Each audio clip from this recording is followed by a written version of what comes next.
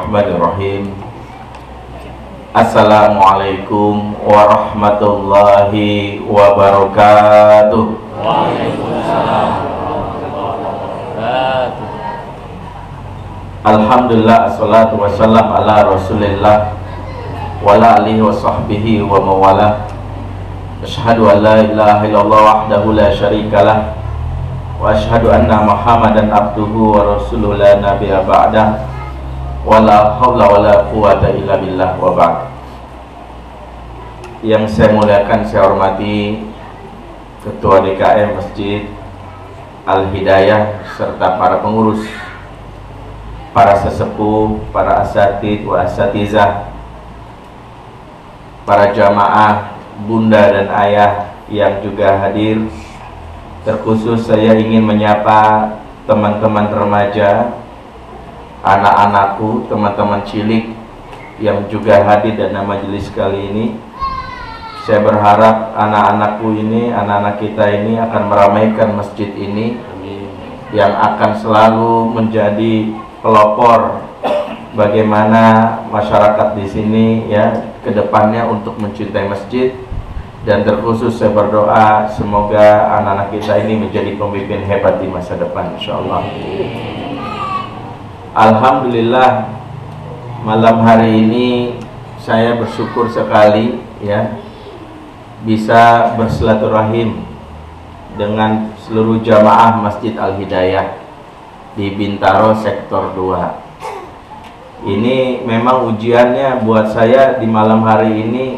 Ini biasanya kalau udah jam segini jam halusinasi ini sebenarnya. Jujur buat saya juga sebenarnya.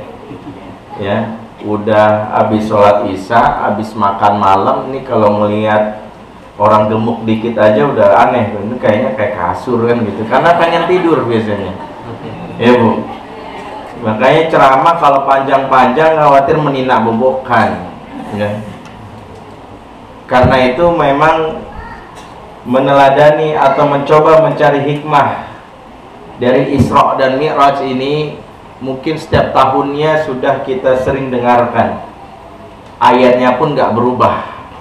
Subhanalladzi asra bi 'abdihi lailan minal masjidil haram ilal masjidil aqsa alladzi barakna haulahu linuriyahu min ayatina.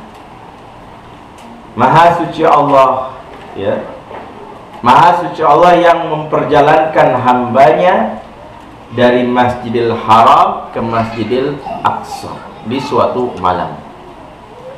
Saya ingin melihat ini, coba kita renungkan lagi situasinya kenapa ada Isra dan Mi'raj. Mungkin bisa kita refleksikan dan kita hubungkan dengan tema.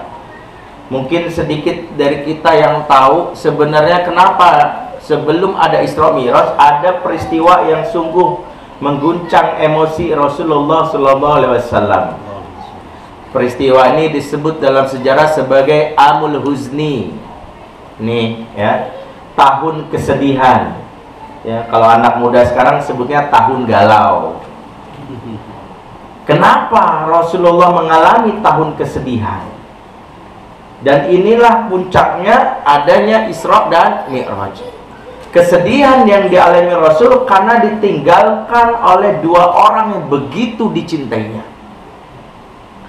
Yang pertama adalah Khadijah, istri yang begitu setia, yang mendampinginya sehingga membuat Rasulullah inilah cinta pertamanya dan begitu tinggi nilainya. Khadijah. Ini juga renungan buat para istri ya.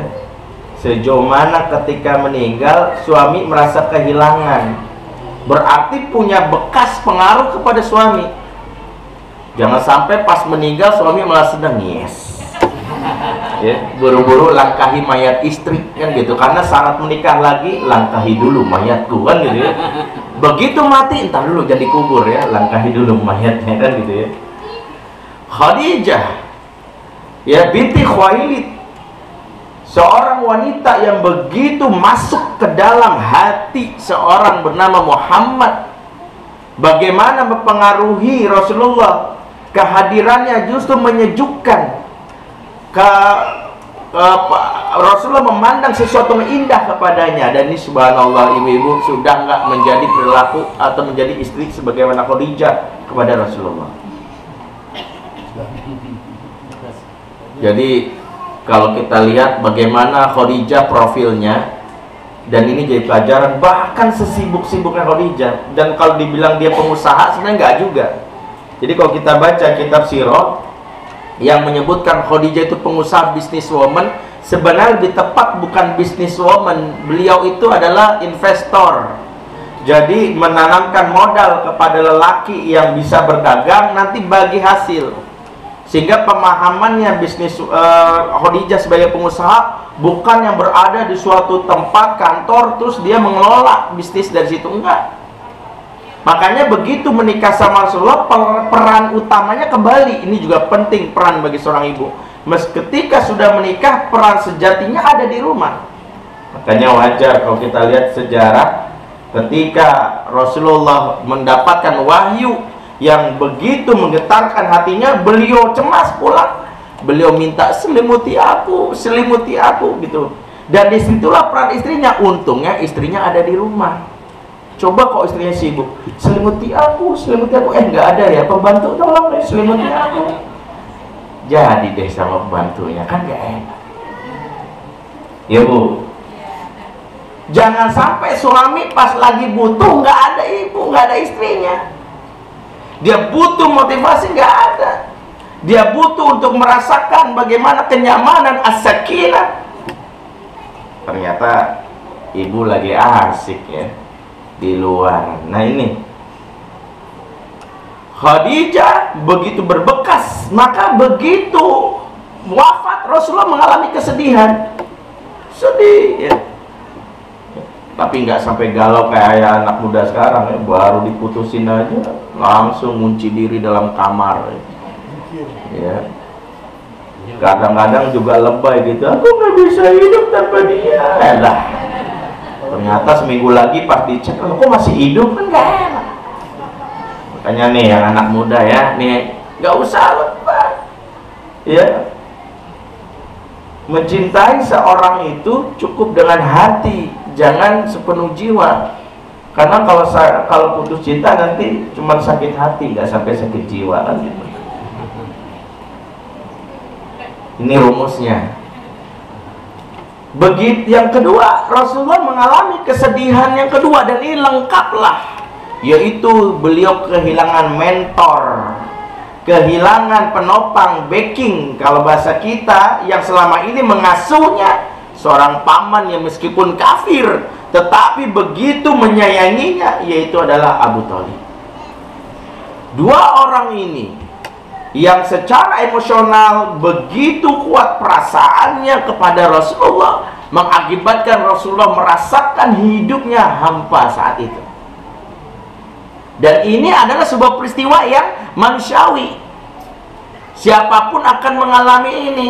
Suami kehilangan istrinya, atau seorang anak dan ayahnya, atau kehilangan orang cintai, dia merasakan goncangan emosi.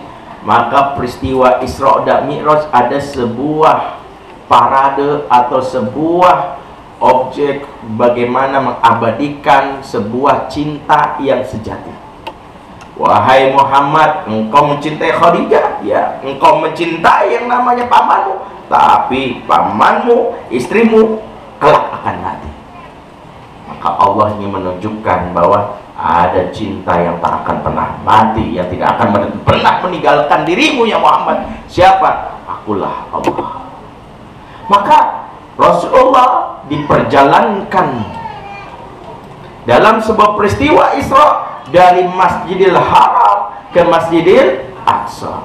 Maka pesan pertama dari Isra dan Mi'raj ini adalah saat kita galau, saat kita merasa sedih, kehilangan kekasih, dan kita begitu merasa dunia hampa, hiburan pertama adalah rihlah dari masjid ke masjid. Nah ini pesannya. Jadi jangan sampai pas galau sedih, udahlah aku habisin uang aja di Bintaro Plaza, mumpung kartu kredit masih bisa pakai. Artinya apa? Kesalahan kita adalah sedih itu manusiawi. Manusiawi nggak bu? Emang ibu happy terus? Pernah sedih nggak? Pernah. Bapak-bapak pernah sedih nggak, Pak? Pernah. Cuman jadi masalah adalah nggak selesai-selesai itu kesedihan, nggak selesai-selesai itu yang namanya rasa kehilangan, karena salah terapinya. Pertama, salah nyari tempat untuk membersihkan hati. Udahlah, untuk mengusir kegalauanku, habisin sewa Ancol 3 hari 3 malam, Hotel Mercure, habisin waktunya kemana? Ke Dufan, berangkat ke Singapura, Universal Studios, ke Hawaii, berliburan di pantai. Ini hiburan yang sifatnya adalah artifisial. Entar pas balik makin sedih lagi, uangnya habis. Ya, utang dan numpuk lagi. Kenapa? Karena kita merasa bahwa masjid itu bukan sarana hiburan. Nah, ini penting. Masjid sejatinya tempat hiburan. Ini harus dirubah mindsetnya. Karena kita sebagian menganggap masjid itu WC umum alternatif.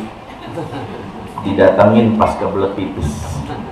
Ya jujur aja, tanya sama orang, kalau lu kebelet pipis di jalan, tempat mana yang datengin? Pertama SPBU, yang kedua masjid. Wajar, akhirnya datang cuman mampir ke situ tuh. Untuk kesininya itu nggak sempet, langsung keluar lagi, cus,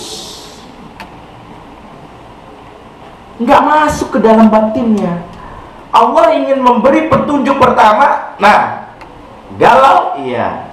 Nih, mana anak muda di sini nih, yang ABG remaja? Galau, Ustaz. Iya, makanya main ke masjid, sholat, minta sama Allah. Kadang kita nggak merasa masjid itu tempat hiburan sih ya.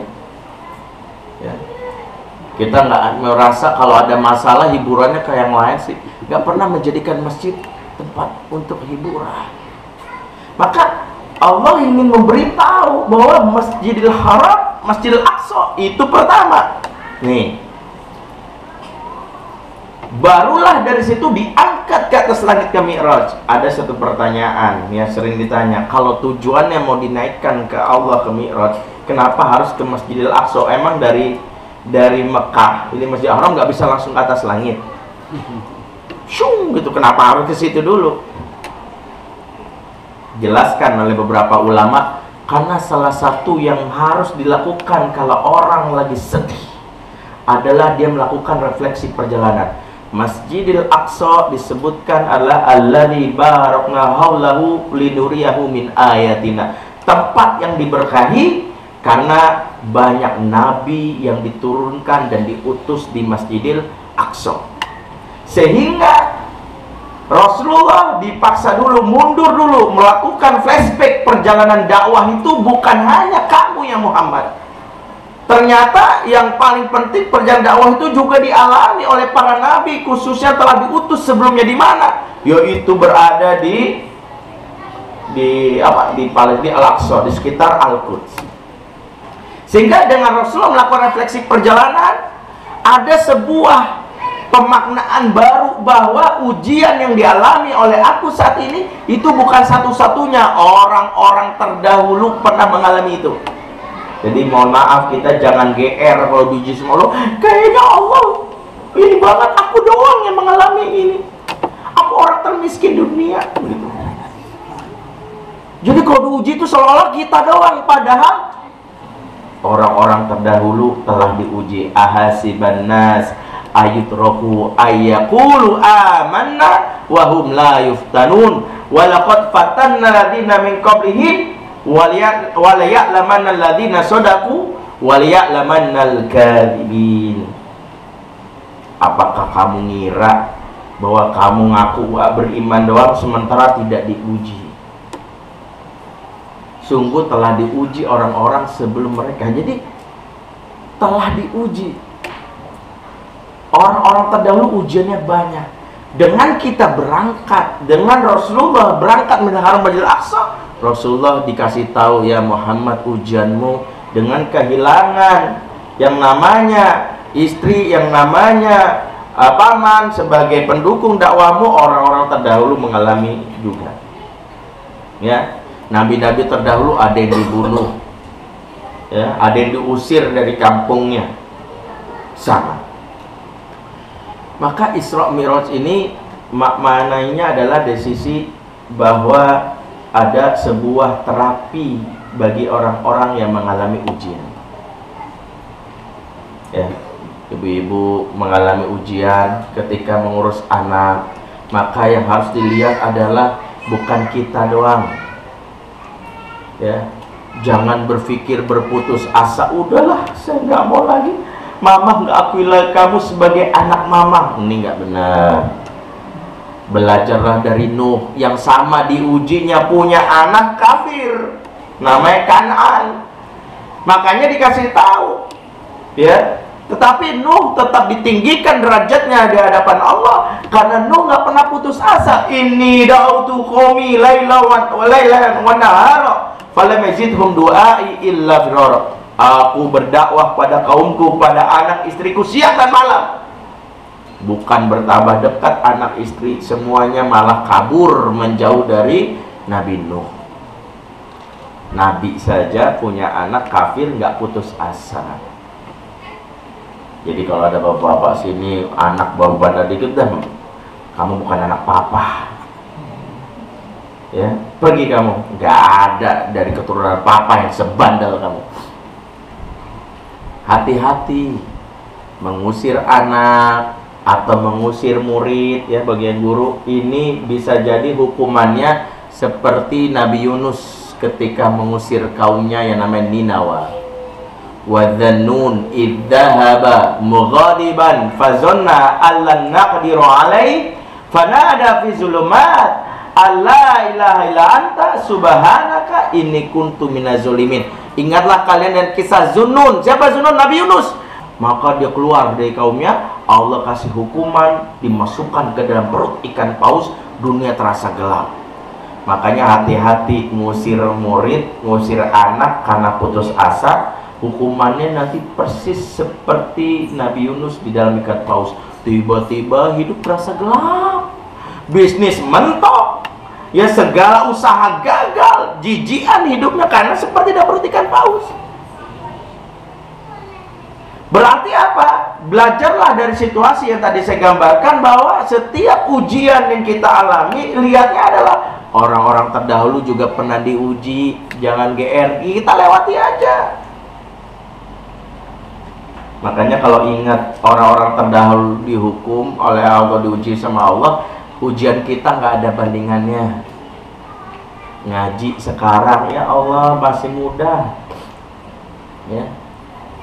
Kalau sekarang ada anak muda ngaji, ya Allah males banget. Ada aja alasannya, Ustadz hari ini nggak ngaji dulu, soalnya musim panas. Ya kalau musim panas kena matahari mimisan, absen. Besoknya Ustadz nggak ngaji dulu, soalnya musim hujan, kalau kena air badan kisut. Ya Allah, badannya langsung ini. Ya Allah, kapan ngajinya nih orang? Di Indonesia cuma 2 musim, musim hujan sama musim panas. Nggak ngaji-ngaji. Makanya aneh, kita itu ngaji itu kalau udah diingetin, giliran ada kematian, temennya meninggal ngaji, bapaknya meninggal ngaji. Masa nunggu orang dibunuh dulu baru ngaji? Ya, ada yang tiba-tiba datang, masa Ustadz nggak ngaji dulu Ustadz, soalnya musim hujan. Saya bilang emang nggak tahu teknologi penghalang hujan yang terbaru? Apa Ustadz payung? Begitu lemahnya iman kita, sehingga ngaji aja memang selalu banyak alasan. Tapi kalau bilang futsal, arisan, dijabanin dah, ya. Hujan-hujanan, motivasinya udah kayak orang berjihad itu kan. Ibu-ibu kalau udah dikasih tahu diskon sampai jam 12 malam, ya 90%, itu udah jadi seorang mujahidah itu. Tuh bangun tiba-tiba apa bangun udah itu nggak absen itu. Inilah kenapa kita lihat. Jadi kalau kita perhatikan refleksi, jadi kalau kita lihat peristiwa Isra Mi'raj ini adalah sebuah gambaran bagaimana menterapi ketika diri ditimpa musibah. Terapi pertama apa? Segera ke masjid. Tuh. Jadi hiburan ke masjid aja. Aduh ya Allah, ditimpa musibah, segera main ke Masjid Hidayah. Ya, bosan Masjid Hidayah, ke Masjid Jami Bintaro. Bosan ke situ masjid Emerald. Kemana? Yang penting masjid aja. Ya, kali aja ada lamaran jadi marbot ya nggak tahu. Tapi yang penting masjid. Yang kedua, coba cari orang-orang yang pernah diuji sebelum kita, banyak, minta pendapatnya.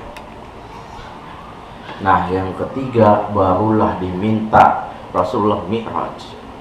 Langsung dan mendapatkan perintah langsung yang sering kita dengar itu sholat. Maka hiburan memang bagi seorang muslim ditimpa musibah adalah sholat.